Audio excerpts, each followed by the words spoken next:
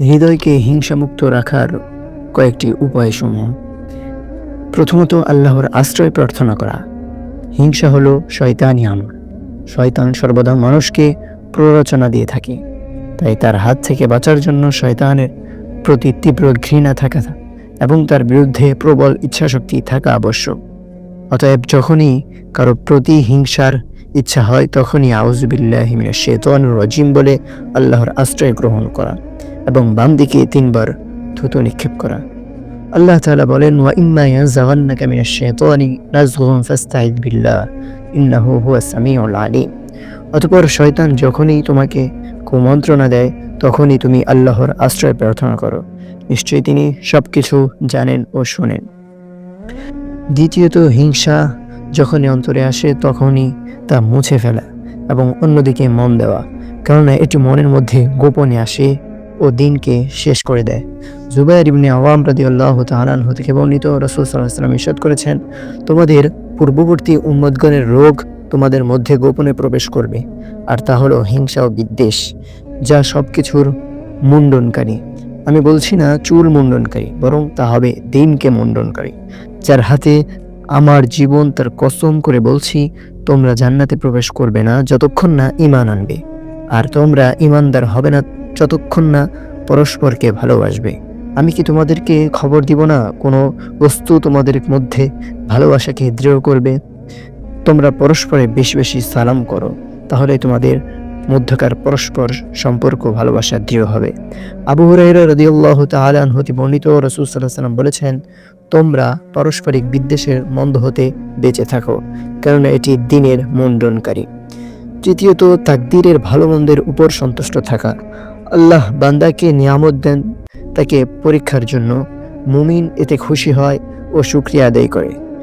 সে বিপদে ধৈর্য ধারণ করে এবং এর উপর উত্তম প্রতিদান কামনা করে। কিন্তু কাফের মুনাফিক এতে রাগান্বিত হয় এবং অন্যকে হিংসা করে।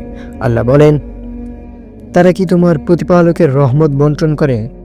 আমি পার্থিব জীবনে তাদের জীবিকা বন্টন করি এবং তাদেরকে একে অপরের উপর মর্যাদায় উন্নত করি, যাতে তারা পরস্পরে কাজ নিতে পারে। আর তারা যা জমা করে তার চাইতে তোমার প্রতিপালকের রহমত অনেক উত্তম। চতুর্থ, আল্লাহর আদেশ নিষেধ মেনে চলা। যত কষ্টই হোক না কেন, কঠিন হোক না কেন, আল্লাহর আদেশ নিষেধ মেনে নিয়ে হিংসাকে নিবৃত্ত হওয়া আবশ্যক। আল্লাহ বলেন, ওয়ামা আতাকুমুর রাসূলু ফাখুযু ওয়ামা নাহাকুম আনহু ফান্তাহু। আমার রাসূল তোমাদেরকে যা দেন তা গ্রহণ করো, আর যা থেকে নিষেধ করেন তা বর্জন করো। তিনি আরো বলেন, আর যে ব্যক্তি আল্লাহ ও তার রাসূলের আনুগত্য করবে, তিনি তাকে জান্নাতে প্রবেশ করাবেন, যার তলদেশ দিয়ে নদীসমূহ প্রবাহিত হয়, সেখানে তারা চিরকাল থাকবে, আর সেটাই হলো মহা সফলতা। কারণ আল্লাহর নিষেধাজ্ঞা মেনে নিয়ে তার রহমত লাভ করা পার্থিব সকল কিছুর চাইতে উত্তম। আল্লাহ পাক বলেন, হুনালিকাল ওয়ালায়াতু লিল্লাহিল হক ওয়া খায়রুন থাওয়াবা ওয়া খায়রুন উকবা। সবকিছুর অভিভাবকত্ব আল্লাহর, যিনি সত্য, পুরস্কার দানে ও পরিণাম নির্ধারণে তিনি শ্রেষ্ঠ।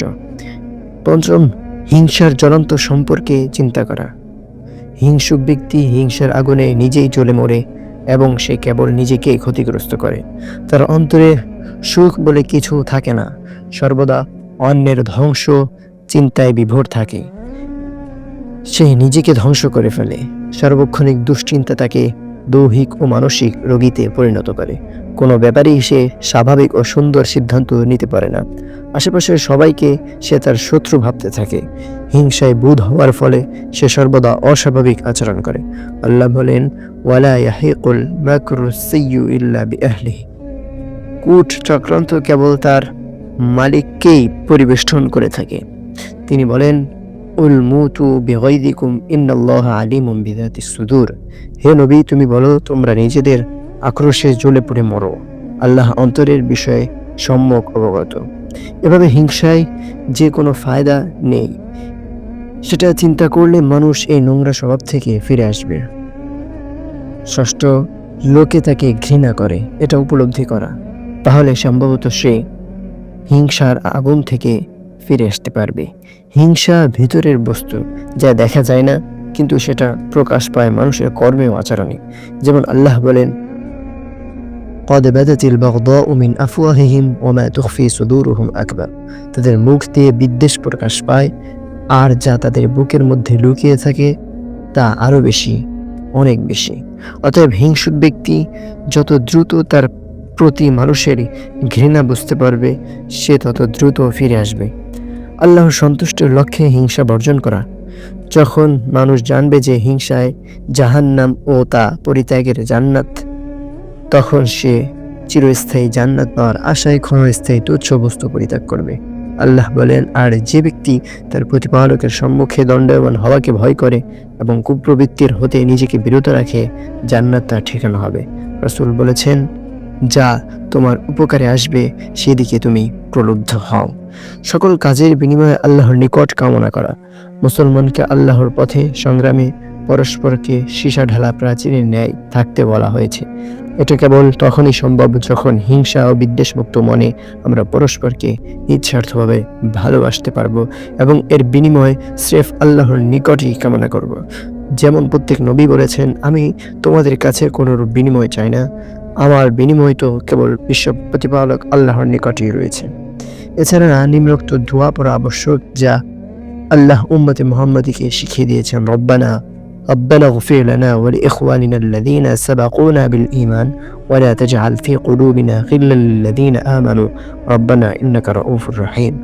হে আমাদের প্রতিপালক, আমাদেরকে ও আমাদের সেই সব ভাইকে তুমি ক্ষমা করো যারা আমাদের পূর্বে ঈমান এনেছে, আর তুমি আমাদের অন্তরে মুমিনদের বিরুদ্ধে কোনো বিদ্বেষ সঞ্চার করো না। হে আমার প্রতিপালক, নিশ্চয়ই তুমি স্নেহশীল ও দয়াবান। এই দোয়া বেশি বেশি পাঠ করা। তাহলে আশা করা যায় আল্লাহ পাক আমাদের হৃদয়কে হিংসামুক্ত করে দিবেন। আল্লাহ পাক আমাদের অন্তরকে হিংসা থেকে দূরে রাখুন।